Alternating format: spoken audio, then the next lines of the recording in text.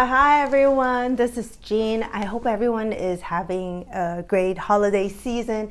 I hope you're well prepped up for the New Year's ahead. Right now I'm recording and it is December 31st and we're about to jump into the New Year's to celebrate the New Year's.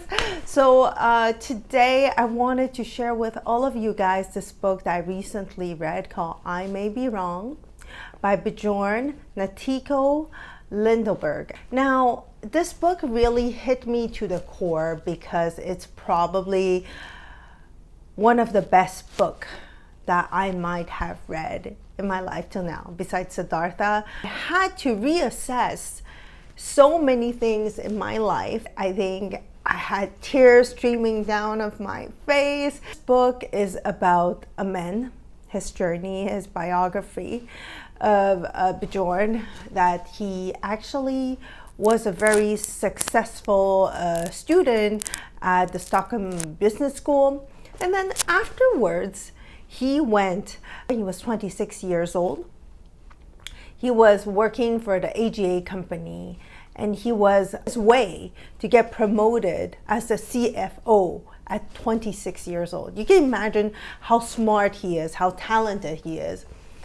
And right before the promotion, he was thinking about, was he happy or was he not? And in that profound moment of stillness, he found out that he was unhappy and he quit. And he was traveling in India that he wanted to become a forest monk. And he became a forest monk for 17 years. Until the day he found out again through breathing meditation that it was time to come back to society. So recently I started working as an event coordinator at a residence, and I'm here to replace a retired woman of 68-year-old, and she wanted to sabotage me from doing my 5 days a week job, because she wanted to stay for an additional 2 days. So she manipulated the situation, and she also ganged up with the catering manager. Went in from 5 days and I suddenly got notice, last hand notice. So everyone knows, even the elders in the residence, except me, that I get announced publicly in front of everyone that my days get shortened to 3 days. And I was totally shocked because I was living for a month of extreme anger because I was holding in a lot of things. And lucky for me, I was reading the book of I May Be Wrong. And in that profound moment, it was talking about the breathing technique, how the breathing meditation allowed Natthiko to find out the inner wisdom inside of his body, to find out the next step ahead. And I still remember that day I was sitting I was in the subway and I was breathing and I was trying his technique, which is to breathe from as if it's a vase filled in with water, and when you actually push out the air, it's as if the water in the vase were exiting out of the body. I tried that technique. I think I tried it for 5 minutes, and a very wisdom voice told me stay in the present moment, because I was always fuming about that past moment. And then it really brought me to a lot of shock because I've been a meditator for years. And when I got that understanding, I just went wow, this is amazing. A few days later, I tried to meditate some more, and I was also using the breathing meditation, and I was still upset. I got a little voice inside of me, that intuitive voice that told me, I'm removing you from this place because you have a better place to go. So in that moment, I understood why everything was pushing me outward from that place. It's as if I stepped in and everything was pushing me outward. And I didn't understand why. And I'm just what's going on? And It was just pushing me outward. I understood that the breathing meditation, not only it calms my mind, it allowed for me to see that deeper intuition that was deeply residing within me. Of course, I was still very angry. I was so angry I could barely sleep.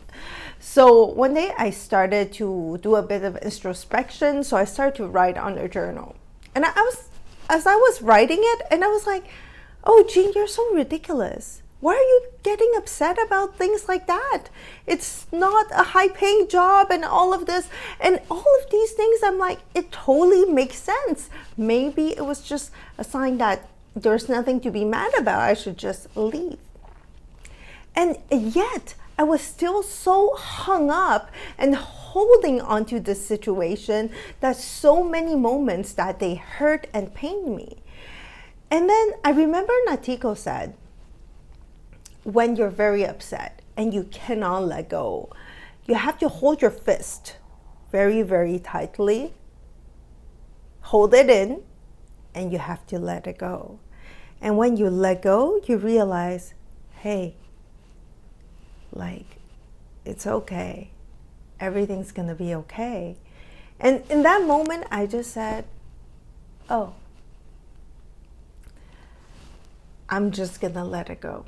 There's a sentence inside of the book from the Ajahn Tanya that said to Natthiko, hey Natthiko, don't forget to leave room for miracle. But in that moment, that sentence, that really hit me. Like when we are always trying to profoundly hold on to things, hold on to certain things of what could or may or how situations should be, and sometimes we don't acknowledge that the universe is trying to move us in a whole different direction. There's a better place for you to go. Why are you holding on to it? Let it go and let it flow. In that moment, you're going to see great things unfold in front of your eyes. And in that moment, I actually understood it was time. It was really time to let go of this position and just say goodbye to it and not look back. So one of the other concepts that I want to talk about is trust. Sometimes trusting is hard. To trust that the universe has this whole idea well pictured, but sometimes we're not there yet. And I still remember Natthiko, after 17 years of being a monk, he heard a little voice that told him, hey, it's time to go back to society. And he's like, I'm not going back. This is who I am. I'm a forest monk. I've been practicing for 17 years. I love it. But there was a voice that kept on saying, it's time to go back to society. It's time to go back to society. It's time to go. And he was just like, oh no, he wasn't ready for it. And it was beautiful because he ended up trusting the process, and he said, okay, this is what I'm going to do. And then he decided to trust it, and then he decided to go back to society. You have to understand, for 17 years, he's been a monk. He doesn't touch money, so they have to ask people for food. So for him, it's such a big society shock. So a lot of time for us, allowed me to understand that a lot of times we don't trust the universe enough, that is constantly trying to give us more. But we're stuck on our little peg hole, our little like tiny little mind, and we're like, no, I want it this way. And we forget that there must be something bigger and better for you. So whenever you're going through a situation and you get slammed in situation or things are pushing you out of a certain way, allow it. Allow the things to unfold and trust in that unfolding that everything will work out. But you have to trust it. If you don't trust it and you hold on to it, maybe things will be very different. And those are some of the profound wisdom that I found from the book. I may be wrong, but of course there's much more to say. This book is a masterpiece for me personally, and I hope if you are looking for a new book to read in 2024, may you have the opportunity to read on this book.